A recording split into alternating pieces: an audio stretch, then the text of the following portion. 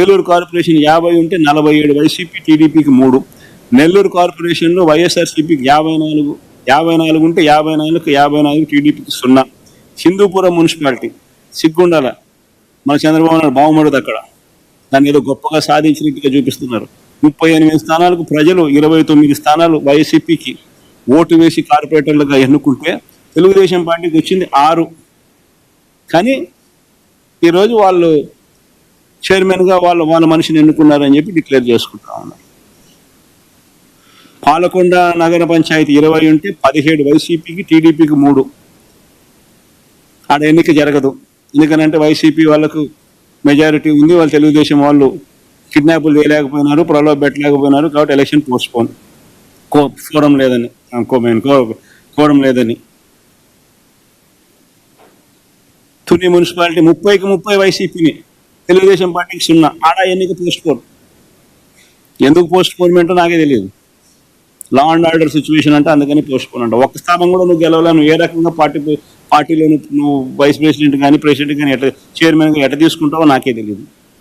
Piduguralla municipality 33కి 33 YCP, Telugu Desam 0. ఏడ postpone అంట, కోరం లేదని పోస్ట్పోన్. ఎందుకు పోస్ట్పోన్?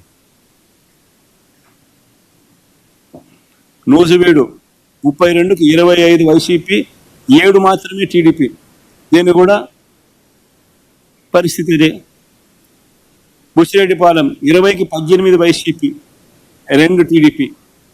నందిగామ మున్సిపాలిటీ 20కి 13 వైఎస్ఆర్సీపీ, 6 టీడీపీ. నందిగామలో లిటరల్గా మంత్రి పోయి కార్పొరేటర్ల ఇంటికి పోయి బెదిరిస్తా ఉన్నాడు. ఓటింగ్కి వస్తే చంపేస్తామని బెదిరిస్తా ఉన్నాడు. పోలీసుల సమక్షంలో మంత్రి పోయి ఇళ్ళకు పోయి చేస్తా ఉన్నాడు. ఈ మాదిరిగా ప్రజాస్వామ్యాన్ని అధికారంలో ఉన్న వాళ్ళు ప్రొటెక్ట్ చేయాల్సింది పోయి కూనీ చేస్తూ ఉంటే అసలు ఎందుకు ఎన్నికలు జరపాలి?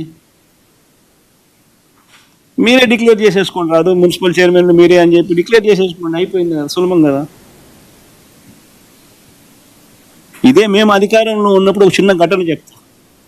వైఎస్ఆర్సీపీ అధికారంలో ఉన్నప్పుడు మొత్తం వైఎస్ఆర్సీపీ స్వీప్ చేసింది. 2 చోట్ల మాత్రం టీడీపీ గెలిచింది. తాడిపత్రి అండ్ దర్శి 2 చోట్ల మాత్రం టీడీపీ గెలిచింది. తాడిపత్రిలో 38 స్థానాలకు వైఎస్ఆర్సీపీ 18, టీడీపీకి 20 గెలిస్తే 2 స్థానాలు టీడీపీకి వైసీపీ కన్నా ఎక్కువ ఉన్నాయి. ఎక్కువ ఉంటే 2 స్థానాలు మేము తలుచుకుని ఉంటే ఆ రోజు ఆ 2ను ఈ పక్క తిప్పేసి వైసీపీ